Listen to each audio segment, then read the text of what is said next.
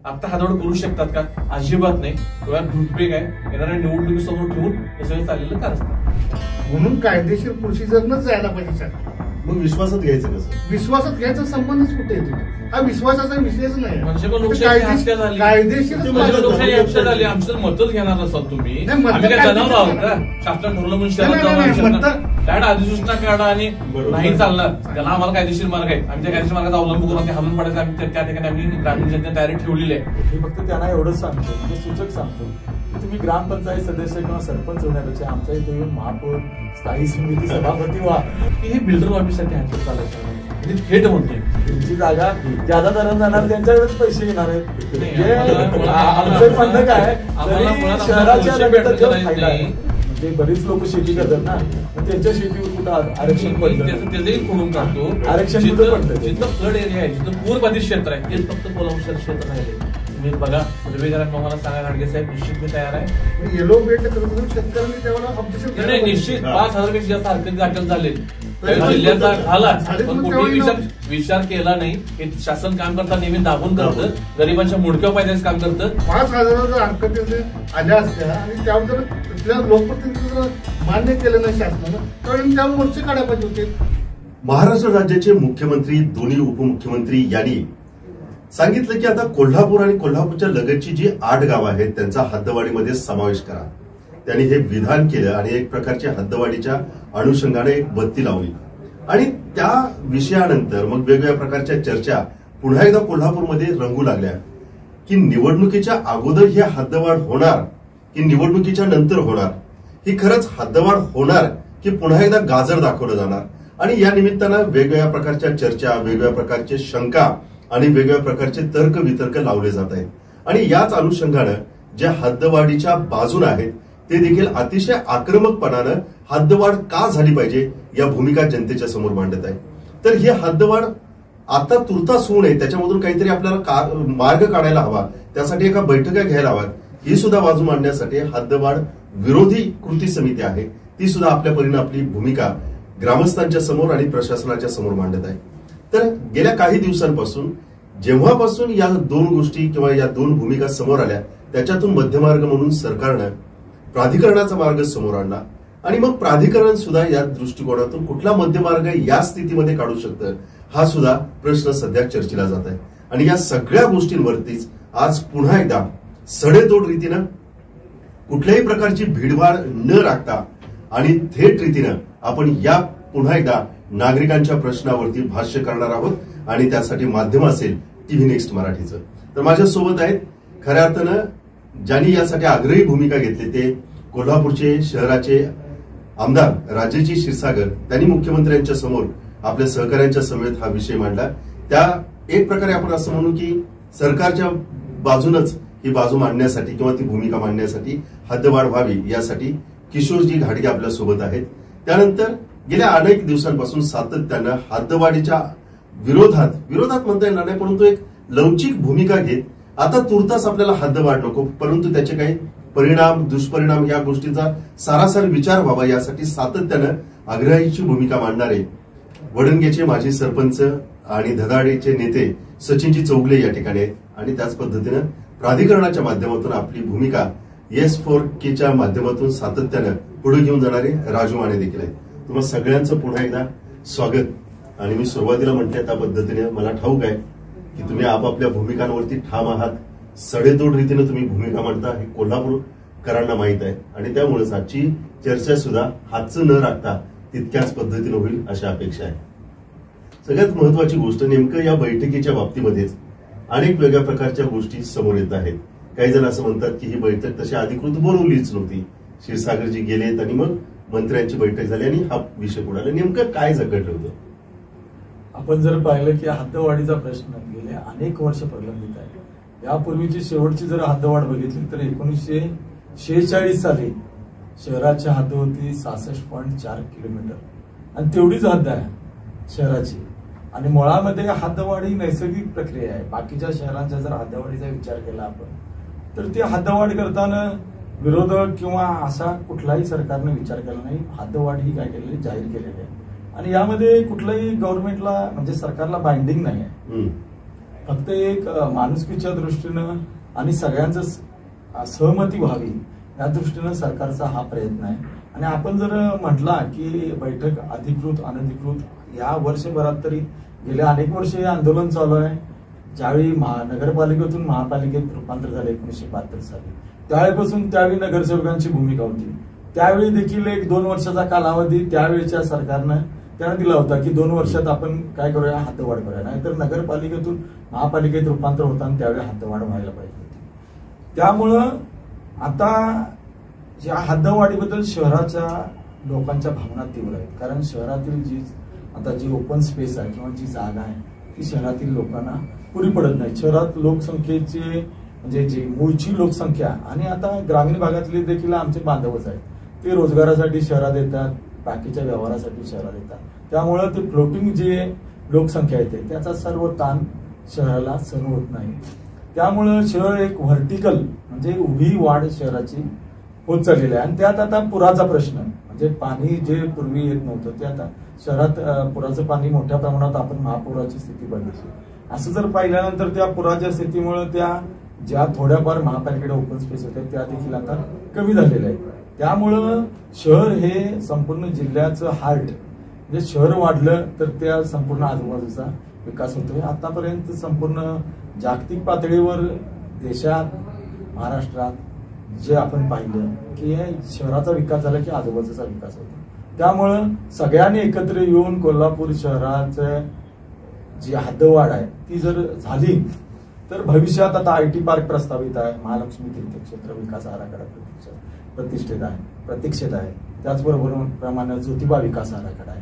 जे शहराच्या आता आज वर्तमानपत्रात आपण बातमी पाहिली असेल की शहरात 3 उड्डाण पूल व्हायला लागले. शहराच्या डेव्हलपमेंटच्या दृष्टीनं शहर आणि ग्रामीण आज जरी विरोधक काय म्हणजे हद्दवाढ विरोधक काय म्हणत असतील याच्याशी कर्तव्य नाही. शहराचे आपण पाहिलं असेल तर आता कळंबा जावा, पाचगाव जावा, रिंग रोड जावा, आता फुलेवाडीचा रिंग रोड घेतला की उजवी बाजू शहराची शहर हद्दीत आहे आणि रस्त्याची दुसरी बाजू ग्रामीण आहे. म्हणजे शहर आणि ग्रामीण असा काय म्हणजे अनेक वर्षांपासून असलेली ही मागणी आता त्याला कुठेतरी आणि पडद्यामागे आपण जर म्हटला की अधिकृत अनधिकृत पडद्यामागे या संदर्भात एकमत करण्याच्या दृष्टीने बऱ्याच बैठका झालेल्या आहेत, बरंच नियोजन चालू आहे की महापालिकेने वेगवेगळे प्रस्ताव पाठवलेले आहेत. त्या प्रस्तावामध्ये सुधारणा सुचवल्या. आता देखील पूर्वी 42 गावाची मागणी होती ती 22 गावावर आली. आता देखील शासनानं म्हणजे अगदी म्हणजे काही आता गावठाणं वगळून जी शहरातलीच लोक बाहेर कॉलनीमध्ये राहायला गेले आहेत, ज्या कॉलन्या शहरात संलग्न आहेत, अशी त्यांनी मागणी केलेली आहे. कुठल्याही पद्धतीनं हद्दवाढ होऊन एकदा त्या हद्दवाढीच्या म्हणजे जे लोकांची मागणी आहे त्याला एक मुहूर्त लागावा आणि तो मुहूर्त निवडणुकीपूर्वी असावा ही शहरातल्या लोकांची अपेक्षा. त्यांनी आपली भूमिका मांडली. सचिनजी, तुम्ही सातत्यानं भूमिका मांडता. त्याच्या अगोदर सुद्धा अनेक चर्चासत्रामध्ये तुम्ही अगदी ठाम रीतीने आग्रही तुम्ही भूमिका मांडली. आता म्हणजे एक कार्यक्रम आम्ही काल केला होता आणि त्याच्यामध्ये आम्ही असं म्हटलं होतं की आता इकडे आजूबाजूची ही 8 जी गावं आहेत ती वगळून उर्वरित गावांसाठी हा एक अलर्ट कॉल आहे. त्यांच्यासाठी हा एक अलर्ट कॉल आहे. ज्या पद्धतीची ही बैठक पार पडली, ज्या पद्धतीच्या बातम्या आहेत, कसं बघता या सगळ्या गोष्टींकडे? तर निश्चित आज ती 8 गावं जात्यात आहेत आणि उरलेली 12 गावं आम्ही सुपात आहोत. त्यामुळं ती आज भरडतील, भविष्यात आम्ही भरडणार आहोत. त्यामुळं निश्चित आम्हाला येणाऱ्या काळामध्ये हद्दवाढीचे चटके जर सोसावे लागणार आहे. मुळात काय विषय निश्चित आपण बघायला गेलं तर कोल्हापूर शहरापेक्षा आजूबाजू ग्रामीण भागात तो अतिशय पायाभूत सुविधांवर भक्कम आहे आणि सक्षम आहे. मी नेहमीच सांगत असतो या ठिकाणी आम्हाला 15 वित्ताकडून थेट सेंट्रल गव्हर्नमेंट पैसे येत असतात. 25, 15, 30, 54 जनसुविधा, नागरिक सुविधा, जल जीवन मिशन योजना, तांडावरती सुधार योजना, दलित सुधार योजना, दलित वस्ती सुधार योजना, जिल्हा परिषद सदस्यांचा फंड, आमदारांचा फंड, खासदारांचा फंड, म्हणजे विविध फंड आहेत त्यातून पायाभूत सुविधांचं ग्रामीण भागात जाळं निर्माण झालं आहे. शहरात फिरताना तुम्ही बघताय की 2 व्हीलरवरून फिरायला झालं तर ते शॉक ऑफिसर पण निकामी होत आहेत आणि कमरेला बेल्ट लावून फिरायला पाळी आलेले. काल केलेला रस्ता धुवून जातोय. एक पाऊस पडला परवा तर पूर्ण शहर तुंबलं. मग समस्याच्या गर्दीत शहर आहे. शहरामध्ये कचऱ्याचा उठाव प्रॉपर होत नाही. शहरामध्ये सांडपाण्याचा निचरा व्यवस्थित होत नाही. तुमचा जो काय पाणी शुद्ध करण्याचा प्लांट आहे तो फेल जातोय. पाणी ओव्हरफ्लो होऊन पंचगंगेत मिळते. मग अशा दुरावस्थेत कचऱ्याचा डोंगर साठलेले आहेत. मावड्याच्या ठिकाणी तुम्ही नेहमी बघताय, त्या ठिकाणी काही कुत्री सुद्धा बालकांची हल्ला केलेला आहे. मग अशी दुरावस्था कोल्हापूर शहराची आहे. शहर आमचा मोठा भाव आहे, आमचं दोमत नाही. फ्लोटिंग पॉप्युलेशनच्या हिशोबाने आम्ही दररोज शहरात येतो, शहरात कमीत कमी 1-2 वेळा जाऊन पुन्हा गावात जातो. जर पण शहर जर मोठा भाव आहे तर मध्यंतरी एक जाहिरात आली होती, भाई ये दीवार तुटती क्यों नाही. बघा, मुळात मी सांगितलं ना की मोठा भाऊ आहे तो मोठाच राहतो. छोट्याला गणगुत करायचा प्रयत्न शहराने करू नये. आम्हाला आमचं अस्तित्व आहे, आम्हाला आमचा स्वाभिमान आहे. जसं घाडगे साहेबांनी सांगितलं की फ्लोटिंग पॉप्युलेशन, याच्या उलटी परिस्थिती आहे. बुधवार पेठ, मी वडंग्यापुरतं बोलायचं असतं, बुधवार पेठ, शुक्रवार पेठ, उत्तरेश्वर 300 पेक्षा जास्त कुटुंब वडंग्यातून राहतो. घरं बांधून आम्ही त्याला विरोध केला अजिबात नाही. माझी महापौर वडंग्यातून राहिलेलं आहे, आम्ही त्याने विरोध केला अजिबात नाही. शेवटी हा आचार संचार आणि जो काय आम्हाला राज्यघटनेने अधिकार दिला त्या कुणी बाधा आणू शकत नाही. आक्षेप काय आहे नेमका? आक्षेप मुळात आम्ही उजवे आहोत. अजून शहराची बकाल अवस्था आहे. शहर त्या लेवलला येऊ दे. प्राधिकरणाच्या माध्यमातून 2000 कोटीची मागणी या दोन्ही विभागाच्या लोकप्रतिनिधी मागणी केली आहे, ती फुलफिल करू देत आणि मग शहराचा त्या लेवलला आणून विकास केल्यानंतर मग त्या दृष्टीने विचार करता येईल आणि मग हद्दबाबत आपण सकारात्मक विचार करता येईल. पण सध्या तरी निश्चित शहरांच्या पेक्षा आम्ही ग्रामीण भाग उजवा आहे. किशोरजी, तुम्हाला उत्तर द्यावं लागेल, कारण आता त्यांनी जे काय मुद्दे मांडले, आज त्यांनी सांगितले की शहराची अवस्था बकाल आहे किंवा शहरापेक्षा आम्ही पडालेलो आहे. आता इथं वादाचा विषय नाही, परंतु आपण पाहिला असेल, कालच आम्ही पंचगंगा रुग्णालयाला राज्यात पहिला क्रमांक आला म्हणून त्यांचा सत्कार केला. तर त्या ठिकाणी डॉक्टरांनी तिथलं सांगितलं की 80% ही जनता आजूबाजूच्या ग्रामीण भागातील या सेवेचा लाभ घेते. आज पाहिलं तर KMTचे 29 पैकी 26 रूट हे ग्रामीण भागात आहे. त्याचा 2 कोटी महिन्याला तोटा ही कोल्हापूर महापालिका सहन करते. अग्निशामक दल कोल्हापूर महापालिकेच्या आजूबाजूच्या गावात, कोल्हापूर महापालिकेची मोफत ड्रोन व्यवस्था आपली, त्यामुळे आजूबाजूचे लोक देखील त्या ठिकाणी येतात. कधीही महापालिकेनं अटकाव केलेला नाही. म्हणजे जरी ग्रामीण भागातील जनता आमचा छोटा भाऊ असला, किती सक्षम असली तरी आज त्यांनी पाण्याचा विषय काढला तर मध्यंतरी महापालिकेनं नुसती रिंग रोडला एका कॉलनी 1-2-4 कॉलन्यापुरती एक मोहीम राबवली, तर त्यामध्ये जवळजवळ 400-500 कनेक्शन निघाले. म्हणजे लोक अजून देखील शहरातील पाण्यावर काय आहेत अवलंबून आहेत. अशा परिस्थितीत सगळे अप्रत्यक्षरित्या शहरी महापालिकेच्या सुविधांचा आणि त्याचा संपूर्ण ताण ही महापालिका सहन करते. महापालिका तोट्यात जाते, परंतु महापालिकेनं अजूनपर्यंत काबू केलेलं नाही, कुठल्याही सुविधा बंद केल्या नाही. असं असताना एकमेकात आता ह्याच्यात राजकीय ह्याच्यात आरोप प्रत्यारोप राहिले. माझा स्पष्टपणे या ठिकाणी आता या खुल्या चर्चेत विषय करायचा नाही. मी फक्त त्यांना एवढंच सांगतो, म्हणजे सूचक सांगतो की तुम्ही ग्रामपंचायत सदस्य किंवा सरपंच होण्यापेक्षा आमच्या इथे येऊन महापौर, स्थायी समिती सभापती व्हा. म्हणजे या राजकीय दृष्टीतून विरोध आहेत. कारण 10 लोकांचं पॅनल असते, मग प्रत्येक गट असते, मग आपलं अस्तित्व काय राजकारणातलं. आमचं म्हणणं आहे तुम्ही या इथं तुम्ही नेतृत्व करा, महापौर व्हा, स्थायी समिती सभापती व्हा आणि या राजकीय प्रवाहात या राजकीय दृष्टीतून विरोध नाही. आता याला मला उत्तर द्यावंच लागेल. निश्चित आम्ही पंचगंगाची सुविधा वापरतो, हॉस्पिटलच्या वापरतो, त्याचा आम्हाला अभिमान आहे, सार्थ अभिमान आहे. पण त्यातही सुद्धा शासनाच्या काही पर्सेंटेज त्या ठिकाणी डॉक्टर सोल्व करत असतात. नगरपालिका बेअर करते सर, फक्त मला माहिती आहे, पण त्यातलं 30% शासनाच्या अधिकाऱ्याचं काम करत असतात. त्यामुळे शासनाचं हॉस्पिटल. दुसरी गोष्ट KMT सांगितली, माझं उलटं म्हणणं आहे. KMT निवड ग्रामीण जनतेवर तरलेल्या अत्यात जर ग्रामीण जनता प्रवास करत नसली तर KMT बंद पडले असते. हे काय सांगतात की 23 रूट जाटरावाडीतून झालेलं सुरू रूट जाऊन संपतो कुठं बापट कॅम्पच्या पुढे जाऊन तो संपतो रूट. तर जाटरावाडीतनं गंगावेश पर्यंत लोक लोंबकळत प्रवास करतात. पण गंगावेश पासून पुढे जो काय तुमचा रूट आहे, जो शहरी रूट आहे, तिथे लोक बसत नाहीत. त्यांना शहरी लोकांना ते KMT वापर करणं कमी प्रमाणात वाटते कदाचित, त्यामुळे KMT वापरत नाही आणि म्हणून KMT तोट्यात निघाले. पण जे काही KMT तरलेले आहे ते निवड ग्रामीण जनतेतून तरलेले आहे, ही तर मला जाणीवपूर्वक सांगावं लागेल. आता आता राहिला प्रश्न लोकप्रतिनिधी म्हणून मला नगरसेवक असेल किंवा स्टँडिंग कमिटी असेल, मला माझे सोर्सेस आहेत ना. आज उद्या मला त्या ठिकाणी जिल्हा परिषद माझी आहे, त्या ठिकाणी पंचायत समिती आहे, त्या ठिकाणी जिल्हा परिषद म्हणजे शहरात नेतृत्व करण्यापेक्षा जिल्ह्यात नेतृत्व करून जिल्हा परिषद अध्यक्ष म्हणून ती ठिकाणी त्या ठिकाणी मोठी संधी आहे. आणि या ठिकाणी सांगितलं याने की हा काळ खरं तर कधीच मुद्दा आहे की त्या 10 ठिकाणी 15 लोकांना संधी मिळते, त्यात त्यांचं राजकीय अस्तित्व संपणार आहे. मुळात हा विषय गौण आहे. सुविधांच्या बाबतीत आम्ही निश्चित उजव आहे. कारण का इथं कोल्हापूर शहराच्या ठिकाणी सारख्या ठिकाणी 5,000 मताला 7,000 लोकसंख्येला एक लोकप्रतिनिधी काम करतो. पण ग्रामीण भागात गेलं तर तुम्ही 600 मताला 700 मताला आणि 1000 लोकसंख्येला एक ग्रामपंचायत सदस्य काम करतो. मग कोण कोणाला सक्षमपणे सुविधा देईल? आज शहरामध्ये उत्पन्न दाखला माफ करा जन्म दाखला मृत्यू दाखला काढायला तर 10 दिवस वेटिंग करावं लागतं. आमच्याकडे आत्ता सांगितलं दुसऱ्या मिनिटाला मिळतो. बांधकाम परमिशनचा विषय आहे. गावठाण हद्दीमध्ये आम्हाला परमिशन द्यायचे अधिकार आहेत. 250-300 रुपयाला आम्हाला बांधकाम परमिशन मिळते. शहराच्या नगरपालिकेच्या हद्दी झाल्यानंतर त्या परमिशनला 1000 स्क्वेअर फीटच्या 1 लाख रुपये खर्च आहे. तो आमच्या ग्रामीण जनतेला सोचणार आहे का? तिसरी गोष्ट या ठिकाणी नळ ट्रॅव्हल्सचं कनेक्शन हे म्हटले की 400 कनेक्शन 500 कनेक्शन बोगस हा फेल्युलर नगरपालिकेचा आहे. त्यांची जबाबदारी होती की चोरून कनेक्शन घेते कोण करते आणि त्यांच्यातून लक्ष ठेवायला होतं. हे काही कॉलनीला पाणी पुरवत आहेत निश्चित पुरवत आहेत काही गावांना पाणी पुरवत निश्चित पुरवत आहेत पण ती शासनाची योजना त्याची बिल आकारणी केली जाते शहराच्या प्रमाणात ती वसूल केली जाते. आता बोगस कनेक्शनचा विषय तो ते फेल्युलर नगरपालिकेचा नगरपालिकेने त्यावर लक्ष ठेवायला बहुतेक ठेवलेलं नाही म्हणून या ठिकाणी अशा पद्धतीने चुकीचा व्यवहार घडला असेल असं माझं म्हणणं आहे. दोन्ही बाजूने आपापल्या परीने आपल्या भूमिका मांडतायत. प्राधिकरण असताना ज्याची नेमणूक शासनाने केलेली आहे आता परत शासन म्हणते की हद्दवाढीच्या अनुषंगाने या गावांचा समावेश करा. मग प्राधिकरणाचं अस्तित्व काय राहणार? प्राधिकरणाला ना म्हणजे आता जी प्रक्रिया चालू आहे हद्दवाढीची ती प्रक्रिया प्राधिकरणामधून पण झाली असते. बरं जे 42 गावातून किती गावं घ्यायच्यात शहरामध्ये डिनोटिफिकेशन काढून शहराच्या क्षेत्रात बदल केला असतो म्हणजे प्राधिकरण क्षेत्रात बदल केला असतो आणि अधिसूचना काढून लोकांच्या सुनावण्या घेऊन हरकत घेऊन जर हा विषय मार्गस्थी लागला असता तर आताही हद्दवाढ होऊ शकली असती.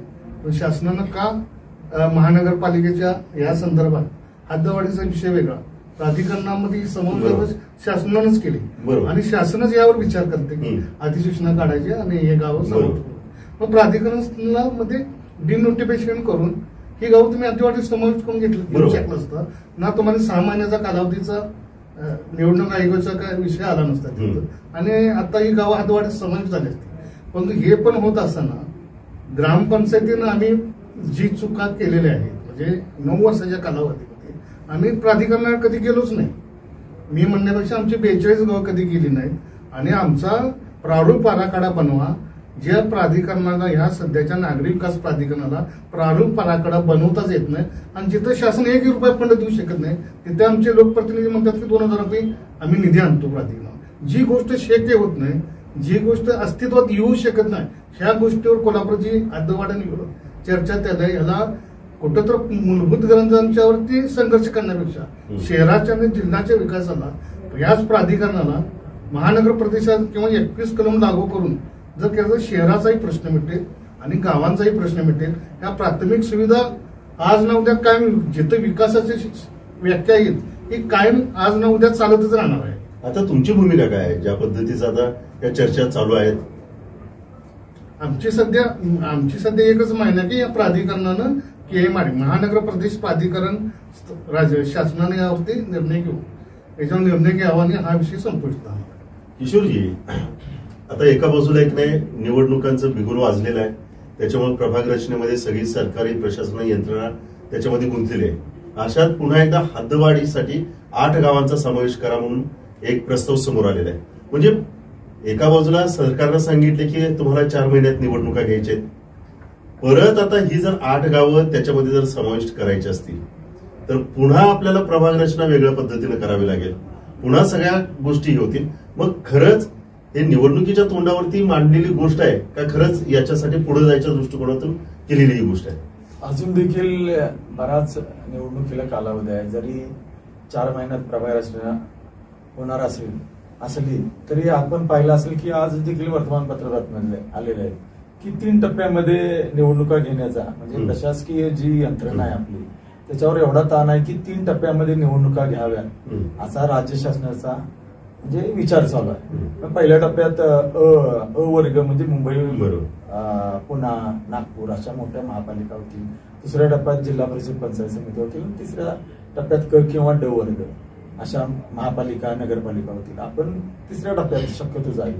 त्यामुळे आपण जरी शक्यतो 4 महिन्याचा कालावधी दिसत असला तर तो 8-9 महिन्यापर्यंत लांबू शकतो आणि त्या कालावधीमध्ये हद्दवाढ करून प्रभाग रचना होऊ शकते.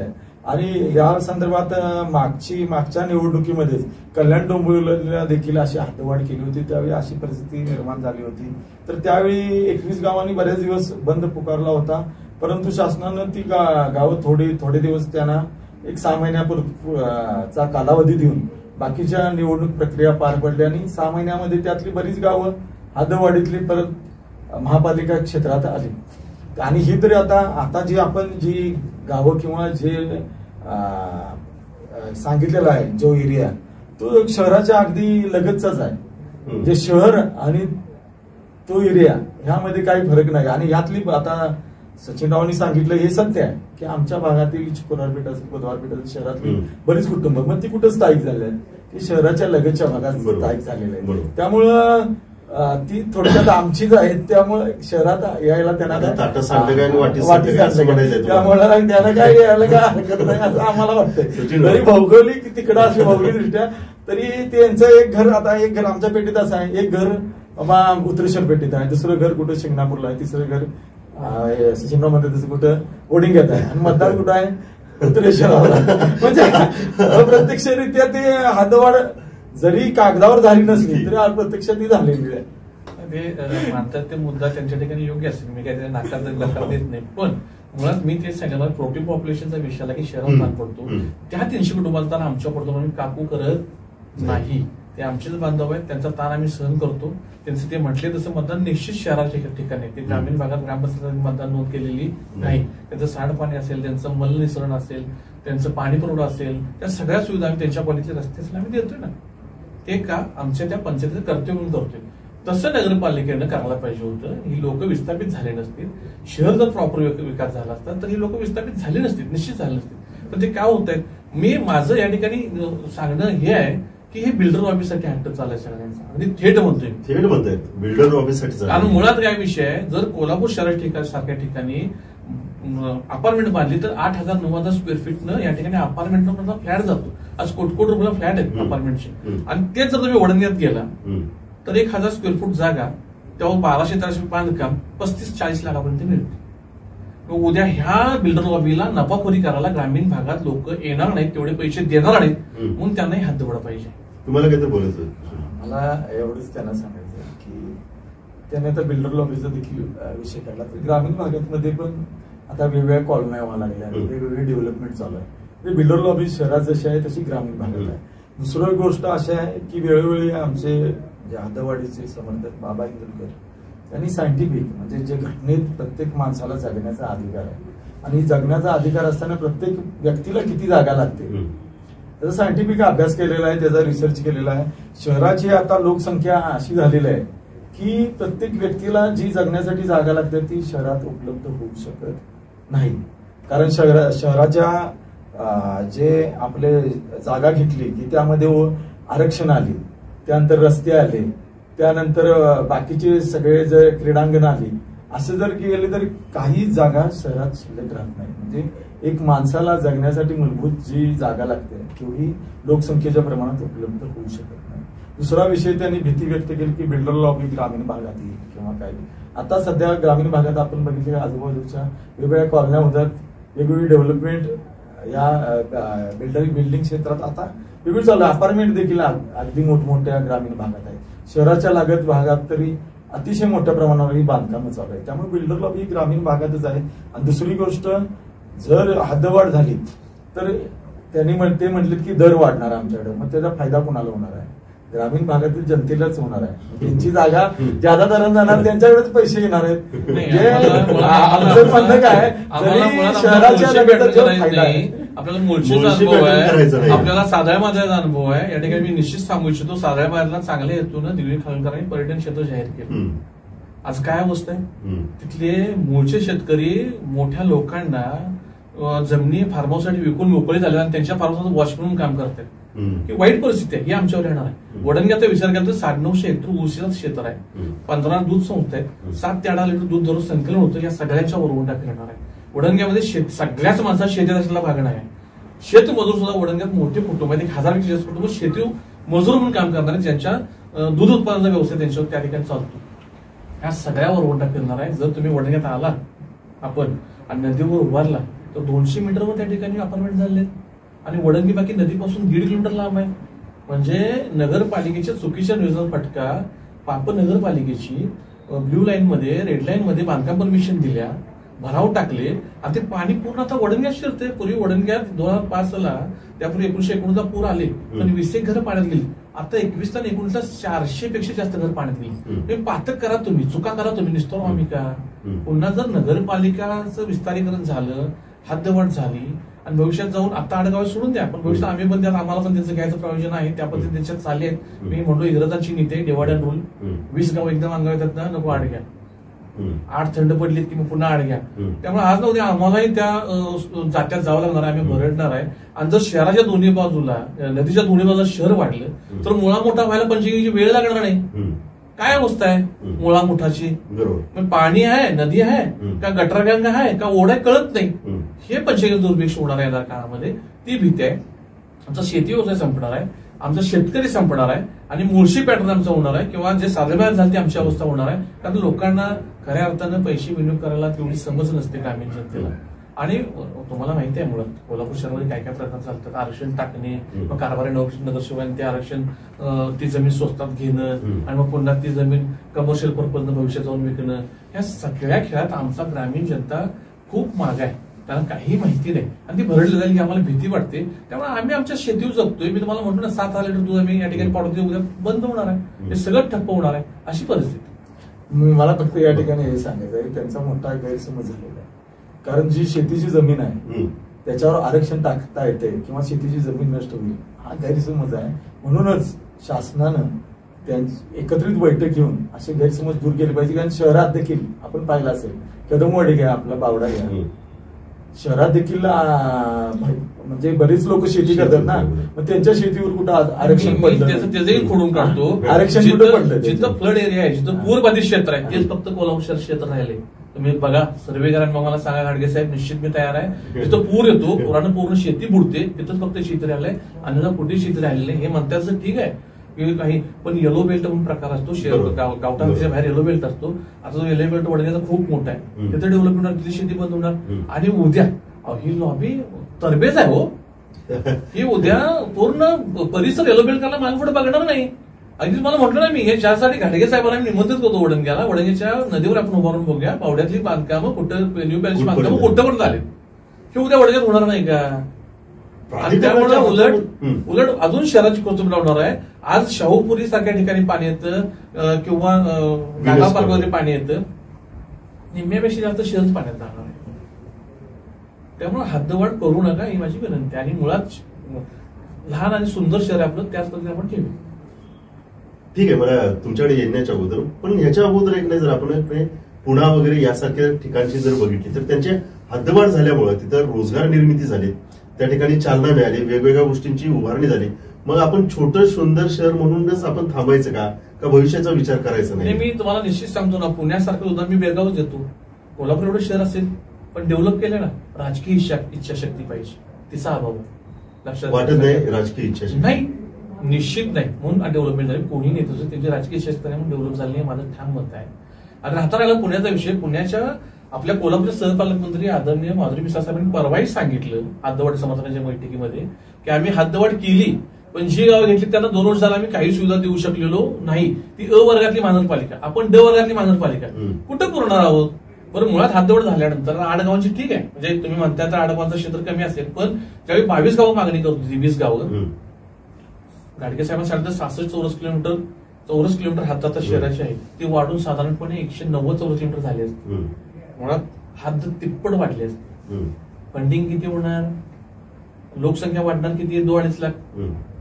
फंडिंग किती येणार तर 1.5 येणार. पूर्वीच्या 6 लाख असेल, ती गेल्याचे 8.5-9 लाखावर 1.5. पण क्षेत्रफळ वाढणार किती, तिप्पट. मग त्या तिप्पट क्षेत्राला हे निधी पुरवणार आहे का, हा फंड पुरवणार आहे का. आणि लोकसंख्येचा निकष सेंट्रल गव्हर्नमेंट काढून टाकलेला आहे, त्यामुळे कुठेही लोकसंख्या एवढी पाहिजे तेवढी पाहिजे असा काही प्रकार राहिलेला नाही. त्यामुळे व्हील पॉवर पाहिजे राज्यकर्त्यांची, तर निश्चित होऊ शकते. मी त्याच्याकडे येणार आहे राजकीय व्हील पॉवरवरती. प्राधिकरणाचा तुमचा आतापर्यंतचा अनुभव काय गावामधलं वातावरण आहे प्राधिकरणाच्या दृष्टिकोनातून? मी पहिल्याप्रथम या दोघांचे मूलभूत सुविधा बदलचे प्रश्न जे आहेत, जोपर्यंत म्हणजे 1974ला महानगर अधिनियम स्थापन झाले त्यावेळी जी अवस्था आज कोल्हापूरची आहे ती म्हणजे भारतामधल्या सगळ्या मोठ्या शहरांची होती. म्हणूनच हा अधिनियम स्थापन झाला प्राधिकरणाचा. आणि त्या प्राधिकरणाच्या अधिनियमानुसार आता आपला भारत हा कृषीप्रधान देश आहे. त्यामुळे कुठल्याही मी म्हटलं मी बिल्डर आहे मी टाकतो याच्यावर आरक्षण तर असं कधीही होत नाही. त्याची अधिसूचना निघते. अधिसूचना म्हणजे प्रत्येक व्यक्तीला ज्याचा मालमत्ता धारक आहे त्या प्रत्येक व्यक्तीला त्याचा अधिकार आहे की हरकत घेण्याचा. त्याला वाटलं मला ग्रीन झोन ठेवायची आहे जमीन तर ते कायमस्वरूपी शेती ठेवू शकतो. आता झालंय कसं उलट की सचिनने सांगितलं तसं वडंगच्या परिसरामध्ये येलो बेल्ट केलं. मग येलो बेल्ट करत असेल शेतकऱ्यांनी त्यावेळेला ऑब्जेक्शन केलं. निश्चित 5,000 पेक्षा जास्त हरकत दाखल झाले जिल्ह्याचा झाला पण कुठेही विचार केला नाही. हे शासन काम करताना नेहमी दाबून करतं गरिबांच्या मुंडक्या पायद्याच काम करतं. असं कुठे नाही कायद्याप्रमाणे वागत असतं तर आपण जगात एका नंबरला गेलो असतो. जगात एका नंबरला गेलो असतो पण कायद्याप्रमाणे देश चालला असता तर चालत नाही म्हणून हा गोंधळ आहे. असं कुठेही नाही. 100% हरकती घेतलेल्या आहेत. 5,000 हरकत पेंडिंग आहेत. 5,000 हरकती पेंडिंग आहेत जिल्ह्यात. ज्यावेळी जिल्ह्याचा डीपीआर केला जिल्ह्याचा विकास आराखडा केला म्हणजे सांगितलं मी काय सांगितलं लोकप्रतिनिधी मग मी तुम्हाला तेच सांगितलं या ठिकाणी विकासाचे नेतृत्व नाही अशीच परिस्थिती आहे. लोकप्रतिनिधींची विल पॉवर कमी म्हणतात. मी मगाशी तेच सांगितलं ना या मुद्द्याच्या बाबतीमध्ये ज्या वेळेला हरकती मागवतात तेवढं लोकप्रतिनिधी तेच काम असतं. आपल्या मतदारसंघातल्या प्रत्येक व्यक्तीचं रक्षण करणं हे लोकप्रतिनिधीचं काम आहे. 5,000 जर हरकती आल्या असत्या आणि त्यावर जर तिथल्या लोकप्रतिनिधी जर मान्य केलं नाही शासनानं त्यावेळी त्यावर मोर्चे काढायला पाहिजे होते. आणि भंग आहे म्हणजे यांच्या म्हणण्याप्रमाणे अधिसूचनेचा तो भंग केलेला आहे त्यामुळे यांनी कोर्टात जायला पाहिजे होतं. त्यावेळेला काय सचिनजी डायरेक्ट हायकोर्टात जायला पाहिजे होता आणि ह्या हरकती खोडून काढल्या. आपण एवढे जर सक्षम लोकप्रतिनिधी आहे जर आपण जनतेसाठी एवढं करू शकत नसेल तर 1-2 हजार पण येणार कसा आणि कोल्हापूरचा विकास होणार कसा आणि 42 गावांचा तर कसा विकास होणार आहे. कुठलाही लोकप्रतिनिधी आज जिल्ह्यातला सांगू दे किंवा कुठलाही आमदार खासदार सांगू दे की ह्या गावांचं आम्ही नेतृत्व करतोय आम्ही या गावासाठी प्राधिकरणामधनं हा फंड आणून आम्ही या गावांचा विकास करतो आणि कोल्हापूर शहरामध्ये घेतो किंवा कोल्हापूरतल्या लोकप्रतिनिधी सांगावं की आम्ही ह्या ग्रामीण जनतेच्या गावामध्ये जाऊन आम्ही यांना फंड देतो आणि असा फंड येत असेल तर त्यांनी जाहीर सांगावं आम्ही त्यांना जाहीर समर्थन करतो. असं होऊ शकत नाही. यातल्या तांत्रिक दृष्ट्या अजून कोणीही समजून घेतलं नाही. आणि मूलभूत गरजा हा काय तांत्रिक गोष्टी काय तांत्रिक गोष्टी तांत्रिक गोष्ट म्हणजे पुण्याची 27 हद्दवाढ झाली म्हणतात मुंबईची झाली म्हणतात नागपूरची झाली म्हणतात. त्यांच्या काय हद्दवाढ झाल्या कारण त्यांनी प्रारूप आराखडा प्रसिद्ध केला पहिल्यांदा लोकांच्या हरकती घेतल्या तिथं त्याचं बजेट लावलं म्हणून तिथं 27 वेळा हद्दवाढ झाली. आणि पुण्यामध्ये शेतीचा व्यवसाय जास्त नाही आहे. आपल्या प्राधिकरणाच्या कधी बैठकी नाही झाल्या. प्राधिकरणाची आज अखेर कधीही बैठक झालेली नाही. तुम्ही जाऊन प्रत्यक्ष बघा कधीच माहित नाही लोकांना. प्राधिकरण कोल्हापूर शहरातल्या लोकांना अजूनही माहित नाही आम्ही प्राधिकरण क्षेत्रात आहे. मुळात मी अपयश कुणाचं आहे. अपयश लोकप्रतिनिधींचं सचिनजी म्हणतात तसं आम्ही रस्त्यावर काय विषय आहे. राजू मानेसारखे सगळे अभ्यासू शेतकरी नसतात माहित नाही. 7-12 तळाड्यांना बदल लोकांना लक्षात येत नाही. शासनाला केलं कुणाच्या काय लक्षात येणार आहे ही वस्तुस्थिती आहे. पण ज्यावेळी खान या ठिकाणी जिल्ह्याचा डीपीआर केला त्यावेळी येलो बेल्ट टाकले 100 रस्ते टाकले हरकती लोकांच्या घरावर रस्ते गेलेत 100 कोटी लोकांच्या विहिरीवर रस्ते गेलेत. काही ऑफिसमध्ये पासून आराखडा केलाय जिल्ह्याचा आणि त्यावेळी हरकती 5,000 हरकती पेंडिंग आहेत. काही नाही. मग हे असं दाबून सगळं चाललं असतं. वस्तुस्थिती पाहणी करत नाहीत आणि सांगितलं नाही म्हणतात तसं. आता रत्नागिरी कोल्हापूर हायवेचा लोकांचा विरोध होता ना. शासनाने शेवटी तुमच्या त्या अधिग्रहणाच्या नियमाखाली लोकांच्या जमिनी अधिकृत केल्याच ना. काही चालत नाही शासनापुढं. मुळात कोणाच काही चालत नाही चालू देत नाहीत. बऱ्याच खेळ्या खेळल्या जातात आणि या ठिकाणी शेतकऱ्याला याच्यावरती उत्तर द्यायला पाहिजे तुम्ही. काय ते म्हणतात की शासन कुणाचं ऐकून घेत नाही त्यांना जे करायचंय शासनाला ते करतात. असं होतं कधी. बघा विकासाची प्रक्रिया संपूर्ण जगात बघितलं असेल किंवा आपल्या इथे देखील वेळोवेळी आता त्याच्यामध्ये एक प्रश्न तयार करतो. सचिनजी म्हणाले की राजकीय अनास्था आहे सगळ्या बाबतीमध्ये. राजकीय अनास्था आम्ही शहराच्या दृष्टीनं आमच्या शहराचे जे आमदार आहेत आमचे नेते आहेत राज्य नियोजन मंडळाचे कार्यकारी अध्यक्ष त्यांची पहिल्यापासून त्यांनी भूमिकेत कधी बदल केलेला नाही. शहरात देखील त्यांची तीच भूमिका आहे हद्दवाढ व्हावी. ग्रामीण भागात देखील गेले तर त्यांचं म्हणणं आहे की ग्रामीण भागातील जनतेचे गैरसमज शासनानं प्रशासनानं दूर करावेत आणि हद्दवाढ व्हावी. आता इतर लोकप्रतिनिधींचा मी सांगू शकत नाही. बरेच जण शहरात राहतात, शहरात आले की निवडणुकीपुरते महापालिकेची निवडणूक आली की एक भूमिका मांडतात, तिथे ग्रामीण भागात गेले की ग्रामीण भागातील नगर जे ग्रामपंचायत आली की तिथं वेगळी भूमिका असते. आम्ही बाकींच्या बोलत नाही, परंतु आमचा नेता हा म्हणजे एका मुद्द्यावर घट्ट आहे. मग त्यांना देखील कसं आहे, त्यांचे देखील शहरातील जे समर्थक आहेत म्हणजे त्यांची चूक आहे असं म्हणत नाही, त्यांचे जे पाठीराखे आहेत किंवा त्यांचे जे आहेत मग ते शहरातील लोक आल्यानंतर ती त्यांची भाषा बोलतात. ग्रामीण भागात गेल्यानंतर शेवटी हे मताचं राजकारण असल्यामुळे त्यांना ती लोकांची भूमिका घ्यावी लागते. परंतु सारासार जिल्ह्याचा विकास करायला पाहिजे. आता आयटी पार्क प्रस्तावित आहे, खंडपीठ प्रस्तावित आहे, 1000 बेड्स आता आपल्या ठिकाणी या ठिकाणी हॉस्पिटल व्हावं लागले, कनेक्टिव्हिटी वाढलेली आहे आपली. आता वंदे भारत एक झाली, दुसरी व्हावं लागलेली आहे, विमानतळाची कनेक्टिव्हिटी वाढलेली आहे. म्हणजे शहर आता प्रगतीच्या दृष्टीनं पूर्वी जसं शाहू महाराज किंवा राजाराम महाराज यांनी जे व्हिजन बघितलेलं आहे आपण त्याच्या जवळ पोहोचणार नाही, परंतु असं पुढे जात असताना कुठंतरी आता या छोट्या मोठ्या प्रश्नावर आपण देखील सगळ्यांनी मन मोठं करायला पाहिजे.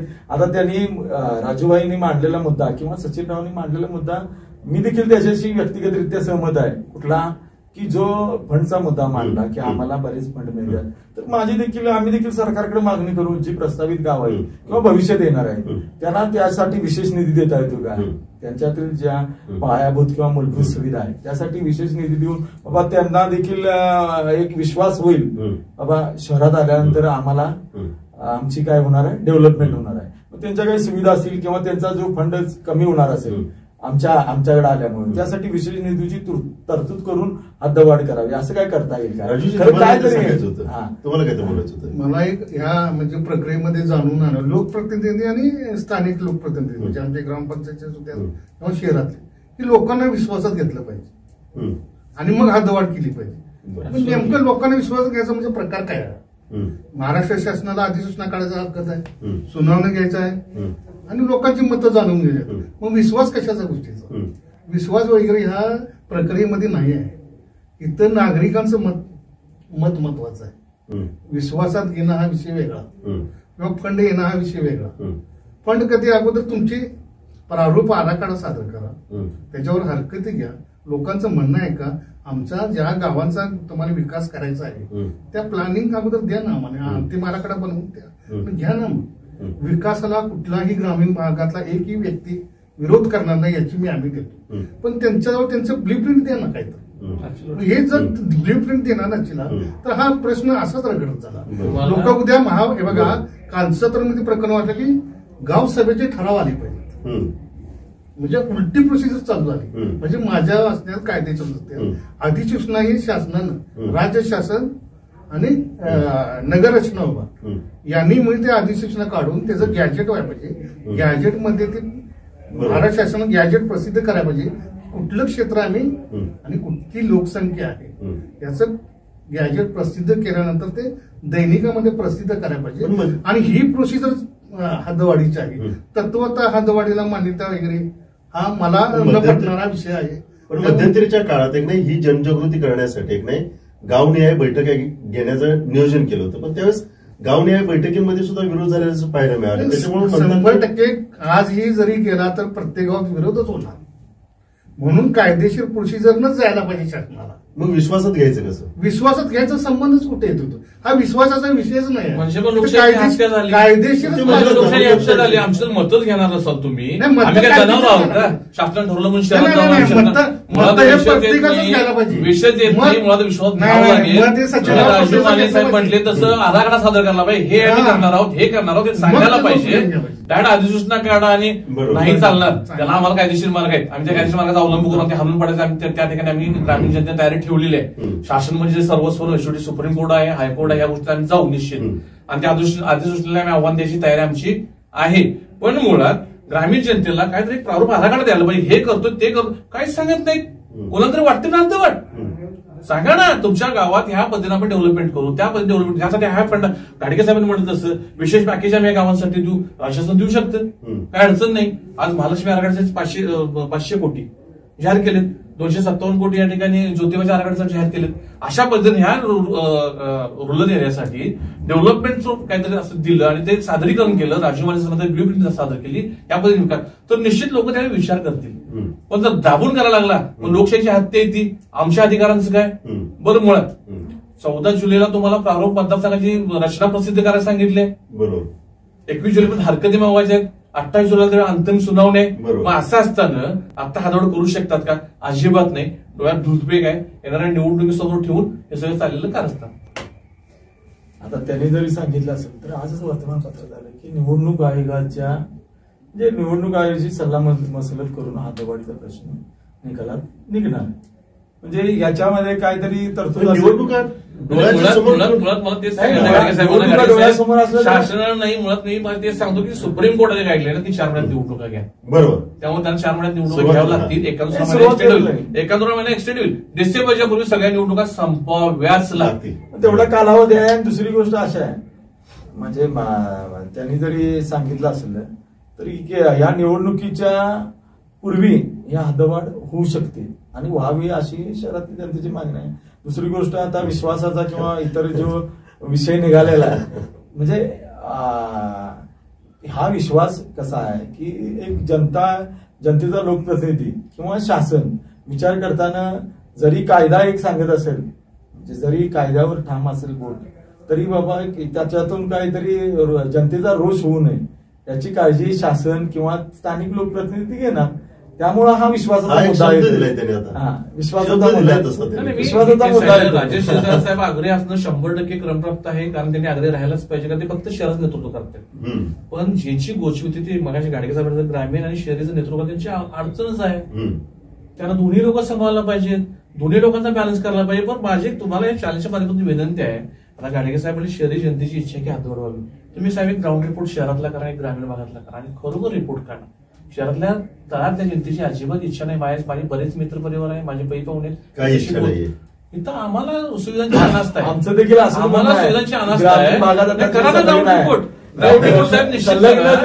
ग्रामीण भागातील जनता आहे, मी तुम्हाला एवढं सांगितलं आणि त्यांची इच्छा आहे. आपण म्हणून सांगितलं ना मी साहेब, ग्रामीण भागातून ग्राउंड रिपोर्ट करा आपण आणि शहरातून ग्राउंड रिपोर्ट करा आणि मग तुम्हीच सांगा काय परिस्थिती आहे. ग्रामीण भागातील जनतेचे पण, म्हणजे एखाद्या गावाचं नाव घेऊन आम्ही ग्रामीण भागात राहतोय म्हणण्यापेक्षा आम्ही शहरात राहतोय आणि आम्ही शहरात आहे असं शहरी सुविधांचा आम्हाला लाभ होणार अशी ग्रामीण भागात. कसं आहे की आपण कोल्हापूर शहर आणि जिल्हा येणाऱ्या 35-50 वर्षाचा विचार करून दोघांनी कुठेतरी एकमतावरती आलं पाहिजे. शहराचा विकास झाला पाहिजे, ग्रामीण जनतेचा विकास झाला पाहिजे. त्यासाठी मी तुमच्या माध्यमातून आणि शहराचे प्रतिनिधी आणि ग्रामीणचे प्रतिनिधी यांना विनंती करतो की बाबा आपण प्राधिकरण महाराष्ट्र शासनानं स्थापन केले ना, हायकोर्टानं ज्यावेळेला आदेश दिले 2017ला हद्दवाढ होणार होती, त्यावेळी प्राधिकरण स्थापन केलं ना, मग आमचे कोणी लोकप्रतिनिधी असतील, मग त्यावेळेस माझा विरोध होता प्राधिकरणाला या साहेब की हे एवढे प्राधिकरण आपल्याला नको, आपण महानगर करूया. तर त्यावेळेला काय झालं की आमच्या दबावामुळे मला त्यावेळी ते मान्य करायला आले की त्यांच्याबरोबर जाणं भाग पडलं. आणि त्याच वेळी मी सांगितलं होतं की आणि माझ्या बऱ्याच प्रेस पत्रकामध्ये मी सांगितलं की या प्राधिकरणाला शासन निधी देऊ शकणार नाही. ही 42 गावची एक ग्रामपंचायत आहे आणि कोल्हापूर शहराची एक महापालिका आहे. महापालिकाने 42 गावचा कधीही आराखडा होणार नाही, आजही नाही आणि भविष्यातही होणार नाही. आणि ही शहराची आणि ग्रामीण जनतेची ह्यामध्ये तेढ निर्माण झाली आजच्या.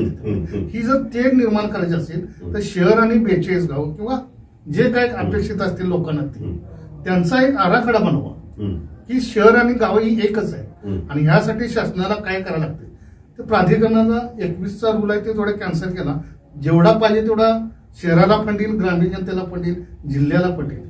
आणि जे IT पार्क जे किशोररावांनी सांगितलं, जोपर्यंत महाराष्ट्र शासनाचा टाउन प्लॅनिंग ऍक्ट प्रमाणे त्या आराखड्याला मान्यता मिळत नाही, त्यामुळे कोल्हापूर शहरातली बेरोजगारी समस्या आहेत युवकांच्या युवतीच्या, जर भविष्यातल्या ह्या संपवायच्या असतील तर दोन्हींनी कुठेतरी एकत्र येऊन समझोता केला पाहिजे. आणि मी गेल्या 6 महिन्यापासून सगळ्या खासदार मंत्री आमदारांना ही भूमिका पटवून दिलेली आहे की हे जर तुम्हाला प्रश्न संपुष्टात आणायचा असेल तर ही प्रोसिजर आपल्याला करावी लागेल आणि तरच हा हद्दवाढीचा विषय संपेल आणि जिल्ह्याच्या शहराच्या ग्रामीण भागाचा युवकांचा प्रश्न कायमस्वरूपी सुटेल आणि जिल्ह्याचीही प्रगती होईल. त्यासाठी तुम्ही जाणीवपूर्वक लक्ष घाला आणि हे जे प्राधिकरण आहे यामध्ये बदल करून तुम्ही महानगर प्रदेश स्थापन करा. हा विषय लवकरात लवकर संपत येईल. आमचा आम्हाला प्लॅन सगळ्या ग्रामीण भागाला बघायला मिळेल. ग्रामीण भागातील लोकही तक्रार करणार नाहीत. जसं हे म्हणतात की 2000 3000 2000 नाही 20,000 पुणे होतात. कारण 2015ला पुणे महानगर PMRDची सुरुवात झाली साहेब कामाची आणि आपलं 2017ला प्राधिकरण स्थापन झाले. 30,000 कोटीची कामं चालू आहेत पुण्यामध्ये आज आणि आपलं 2017ला चालू होईल. 1 रुपयाचा आपल्या ह्या शहर आणि ग्रामीणमध्ये विकास नाही आहे आणि 13 कोटी शिल्लक आहेत ते लोकसंख्येच्या आधारावर विकास करावा म्हणून वाटता म्हणून सांगतात लोक. म्हणजे हे किती आपण मागासलेलं आहोत ह्या प्रश्नासाठी ह्याचा कोल्हापूर जनतेनं ग्रामीण जनतेनं विचार करायला पाहिजे. आणि शेवटी मुलं आपलीच भविष्यात आपलीच मुलं मोठी होणार त्यांना कुठं रोजगार निर्मिती झाली पाहिजे. प्रत्येक व्यक्तीला काम मिळालं पाहिजे. प्रत्येक व्यक्ती सक्षम झाली. त्यासाठी हे महानगर प्रदेशचाच पर्याय कोल्हापूर शहरातल्या लोकप्रतिनिधी आहे आणि तर कोणताही पर्याय नाही. असंच आपण भांडत बसणार. 1-2-3 गाव हद्दवाढीने हे जबरदस्तीने करणार आणि जी उपनगराची अवस्था आहे जी उपनगर आज कोल्हापुरातली त्यांची अवस्था कशामुळे झाल्या की त्यांचा फायनल टिपेस नाही. तीच आमची अवस्था होणार आहे. म्हणून आम्ही एवढ्यासाठी वाटतोय की हा फायनल टिपेस एकदा करा आणि आमच्या तुम्हाला जे जनतेला जे वाटते जनता आज येणार आहात तुमच्या हद्दवाढी. शेवटची कमेंट किशोरजी काय सांगाल? काय हद्दवाढ निश्चित निवडणुकीपूर्वी होणार आणि बऱ्याच ग्रामीण भागातील नेते मंडळींना महापालिकेत प्रतिनिधित्व करण्याची संधी. सचिनजी तुमची शेवटची कमेंट. निश्चित त्यांना शुभेच्छा गाडगे साहेबांना माझ्या. पण निश्चित आम्ही ग्रामीण जनता पण याला कडाडून विरोध करू. प्रसंगी न्यायालयीन लढाई लढू, रस्त्यावर लढाई लढू, पण हद्दवाढ हाणून पाडू. हद्दवाढ आणि विरोध ह्याच्यापेक्षा आमचं प्राधिकरण कसं सक्षम आहे त्यासाठी आमचा लढा आजही चालू आहे, पूर्वी होता, भविष्यातही संघर्ष चालू आहे आणि त्यात आम्ही यशस्वी होऊ आणि हे दोघांचे प्रश्न सुटतील एवढी मला खात्री आहे. एकंदरीतच या प्रश्नाच्या अनेक अंतरंग आहेत. वेगवेगळ्या प्रकारच्या चर्चा करता येतील परंतु वेळेचं बंधन असल्यामुळे आपण ही चर्चा इथंच थांबवतोय. प्रत्येकजणच आपापल्या भूमिकेवरती ठाम आहे. काही जण म्हणतात की निवडणुकीच्या तोंडावरती ही निव्वळ धुळफेक आहे तर काही जण म्हणतात की नाही ही धुळफेक नाही, निश्चित होणार आहे. त्याला थोडासा कालावधी लागेल पण योग्य दिशेनं सरकार पाऊल टाकत आहे. आणि मग विरोधक आणि एका बाजूनं होय म्हणणारे हे लोक याच्यामधून जर मध्यमार्ग काढायचा असेल तर प्राधिकरण सक्षम करा. त्याच्या ब्ल्यूप्रिंट्स लोकांच्या समोर ठेवा. एकदा लोकांना जनतेला ते पटवून द्या. जर हे नाही होत झालं तर मग कित्येक वर्ष अशाच चर्चा होत राहतील, अशीच आंदोलनं होत राहतील, असेच विविध मुद्द्यांवरती अशाच पद्धतीची दरी निर्माण होईल आणि त्यासाठी कुठल्या तरी एका मुद्द्यावरती आपल्याला येऊन थांबावं लागेल आणि उद्याच्या भविष्यातल्या पिढीसाठी आपल्याला एकत्रित बसून विचार करावा लागेल. तिघही आपापल्या मुद्द्यांवरती ठाम आहे परंतु या तिघांच्या मुद्द्यातला मूळ जे सूत्र आहे ते हेच आहे की या ठिकाणी मग शहरामध्ये असू दे किंवा ग्रामीण भागामध्ये असू दे जिथं कुठं जे लोक नागरिक राहतात त्यांचा विकास व्हायला पाहिजे.